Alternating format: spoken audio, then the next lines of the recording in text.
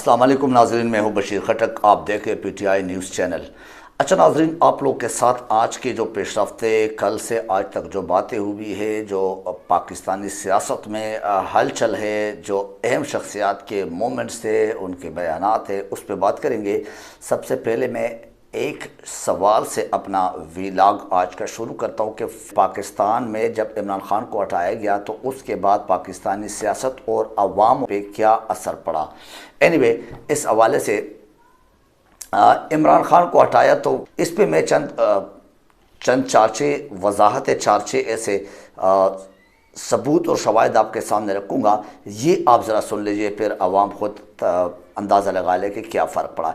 इमरान खान को हटाया तो वो लोगों के दिलों में बसने लगे। इमरान खान को हटाया तो इमरान खान घर में मूँछों वाले कुत्ते को खिलाता है और लोग उनकी हिफाजत के लिए बनीगाला में चारों अतराफ़ फेरा देते हैं, यानी चारों अतराफ़ में हिसार बन के और सिक्योरिटी गार्ड बन के वो बग़ैर मुआवजे के पाकिस्तानी अवाम वो फेरा देते हैं, इन्हें वो हिफाजत करते हैं इमरान खान की और इमरान खान के बनीगाला के घर के। इमरान खान को हटाया तो इंतखाबात के गाने गाने वाले पीडीएम टोला इंतखाबात से डरते हैं, इवन के इंतखाबात के नाम लेने से भी डरते हैं और इंतखाबात में उनकी सियासी मौत उनको नज़र आता है। जबकि इमरान खान को हटाया तो ये अवाम से चुप जाने की जगह ढूंढते हैं। कौन? पीडीएम और इमरान खान। अगर दूसरी तरफ देखें तो एक झलक इमरान खान के देखने के लिए लोग उसके गाड़ी, उसके जलसे और उसके हेली के पीछे इवन भाग भाग कर जान देने को तैयार होते हैं।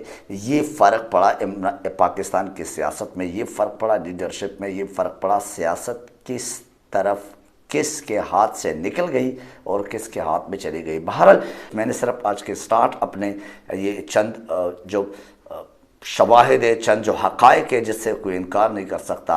इमरान खान अब लोगों का चमकता हुआ लीडर, इमरान खान अब लोगों का ज़िद बन चुका है। इमरान खान अब लोगों का वाहिद पाकिस्तान बचाने और अवाम बचाने का एक अना बन चुकी है। तो आप कैसे कह सकते हैं कि इमरान खान को हटाया जाए, माइनस इमरान खान की उसमें अंदाज में पाकिस्तान चलाया जाए और बाकी 22 करोड़ अवाम को 22 लोगों की करप्शन और चोरी डकैती के लिए कुर्बान किया जाए और फिर ये गोश्त साल साल बांटते रहे। इन्हें हमारी कुर्बानी के गोश्त हमें कुर्बान करके हमारा गोश्त मिफ्ता इस्माइल बेचारे को कुर्बान करके उसके गोश्त कब तक बांटते रहेंगे। इस पे आपके साथ अभी बात करना चाहूँगा इस मिफ्ता इस्माइल के हवाले से। उसको कैसे कुर्बानी के गाय बना दिया, कुर्बानी का बकरा बना दिया। ये किसने? पीडीएम ने, पीएमएलएन ने, नवाज शरीफ ने, मरियम नवाज ने। खासकर मिफ्ता इस्माइल ने अपने ही मोहसिनों के ख़िलाफ़ बोलना शुरू किया। ये कल बादामी के शो जो 11th आवर है उसमें बोला है एयर वाइपर। ये तो हम सबको मालूम है कि मिफ्ता इस्माइल नवाज शरीफ की चॉइस ना थे और ना हो सकते हैं एनीवे और न नवाज शरीफ इसको पसंद करते थे। इनको बतौर वज़ीर ख़जाना नून लीग में कोई पसंद करता था, ना ही कोई इनसे खुश था। तो फिर क्या वजह थी कि मिफ्ता इस्माइल तकरीबन 5-6 महीने वज़ीर ख़जाना की कुर्सी पर बुरा जमा रहे।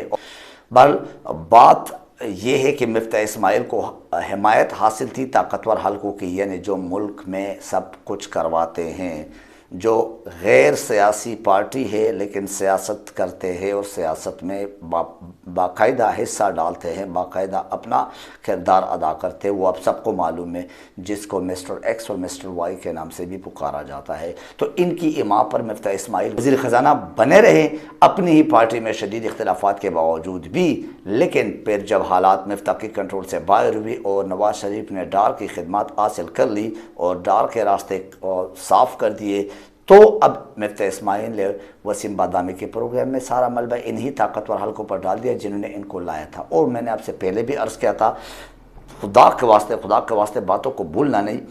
मेरे नाज़रीन और सामीन, मैं आपको जो बातें करता हूँ वो बाद में आपको साबित होते हैं, क्योंकि हम हवा में बात नहीं कर सकते। जब तक मुसद्दिक़ का बात नहीं आते, मैं कम से कम उस पर नहीं बोल सकता, ख़ासकर मुक़्तदर हल्कों या इनके अहम शख्सियात के हवाले से कि हवा में बात करें। अच्छा, किया हुआ मैंने आपको पहले भी कहा था, मुक़्तदर हल्के जितने भी है, मिस्टर एक्स मिस्टर वाई किस्म के लोग, वो सिर्फ और सिर्फ इंसान को इस्तेमाल करते हैं। वो सिर्फ इन सियासतदानों को और पाकिस्तानी पब्लिक को इस्तेमाल करते हैं टिशू पेपर समझ के। बस इतनी बात काफ़ी है। फिर उसके बाद वो फेंक देते अपना काम करके, अपना पसीना साफ करके, अपने मुश्किल ख़त्म करके। बहरहाल इनका कहना था कि नेब तरामीम ताकतवर इन्हें मुक़्तदर हल्कों ने कराए। और ये एक अगर कह दिया जाए और समझा जाए तो एक बहुत सीरियस इल्ज़ाम है जो मुफ्ती इस्माइल ने फ़ौज पर लगा दिया। इन्हें डायरेक्ट फ़ौज पे, मुक़्तदर हल्के कौन है? फ़ौज ही तो है। या हो सकता है कि जिसे आप कह सकते हैं कि उसमें अदलिया के कुछ लोग, या हो सकते हैं कि इसमें इस्टेब्लिशमेंट के कोई और ऐसे इदारों के दो चार बंदे मौजूद हो या उसमें इन्वॉल्व हो। तरामीम क्या है आपको मैं बता रहा हूँ कि नेब के तरामीम पे बात आती है तो नेब के तरामीम क्या है सबको मालूम है, लेकिन आपको याद दहानी के लिए दोबारा दोहरा रहा हूँ।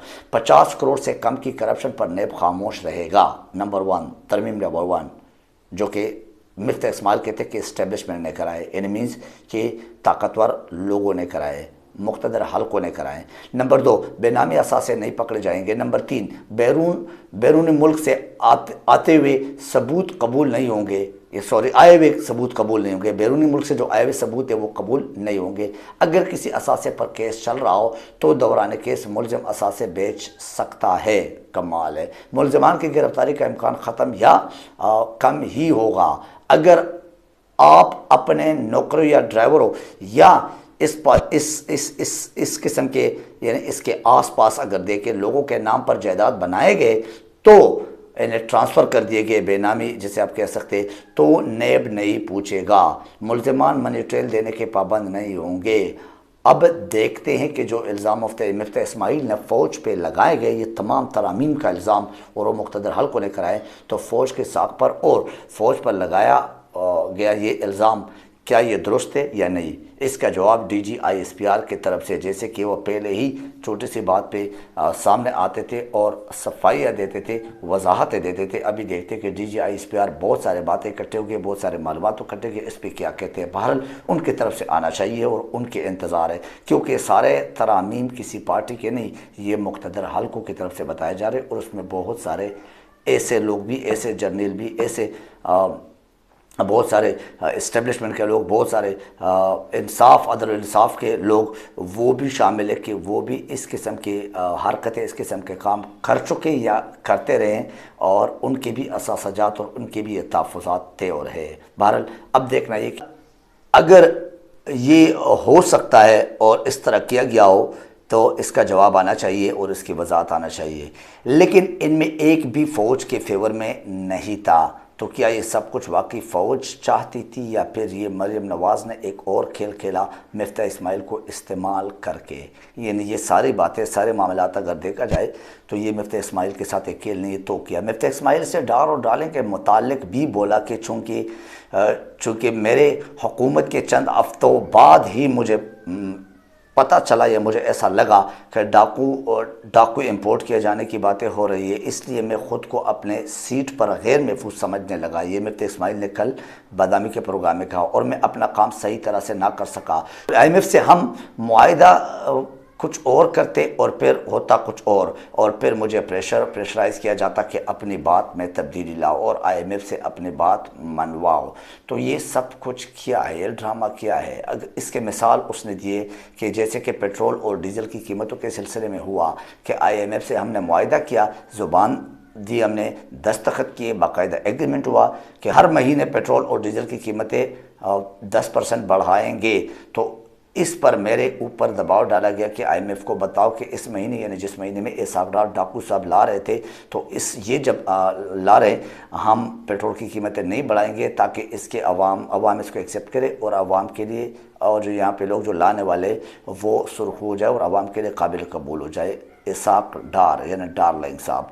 इसके अलावा दूसरी तरफ वज़ीर ख़ारजा बिलावल भुट्टो साहब के अगर देखा जाए, शहबाज शरीफ साहब के साथ जनरल असम्बली का इजलास में शिरकत करने गए थे, अब तक वो लापता है, उसका कुछ पता नहीं है। वो 1 महीना हो गया, कोई अता पता उसका नहीं कि वो कहाँ है, किसके साथ मुलाकातें करे और किस किस्म की खिचड़ी पक रही है अमेरिका में बैठ के। एनीवे, इसके बावजूद वो पाकिस्तान अभी तक ना आए हैं, ना उसने अपना चेहरा दिखाया, ना कोई उसका कोई ख़ास खबर आई है। अब अमेरिका में क्या खिचड़ी बन रही है, ये एक सवाल है, आपके सामने रख रहा हूँ, क्योंकि इत्तलाहात है कि बिलावल भुट्टो वज़ीर ख़ारजा पाकिस्तान, फिर भारत का वज़ीर ख़ारजा, फिर अमेरिका के वज़ीर ख़ारजा, इन तमाम मिल के, और फिर अभी जनरल बाजवा का जाना, इन सब का वहाँ पे मिल के एक साथ रहना, एक साथ मिलना और एक ही टाइमिंग।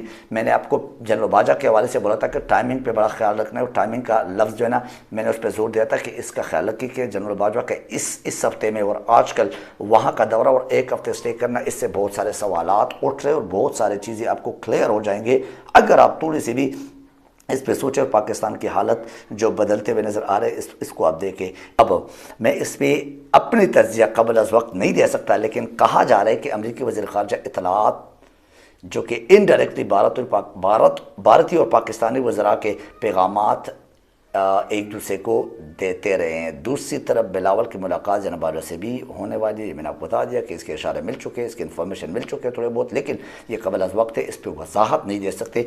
अब PPP से अपना खेल शुरू करने का एक मेरे ख़ास गेम है। यहाँ पे इमरान खान को इंतज़ार में बिठाया गया कि आप लॉन्ग मार्च का ऐलान ना करें और आप कॉल ना दें, हम इंशाल्लाह आने के बाद कुछ ना कुछ करते हैं। ये बात है क्योंकि इमरान खान से जब पिछले दिनों में एक सवाल हुआ कि आपकी जनरल बाजवा की मुलाकात हुई है, तो इमरान खान ने बोला कि मैं झूठ बोल नहीं सकता और सच बोलना इस वक्त ज़रूरी नहीं है। ये इस वक्त मेरे लिए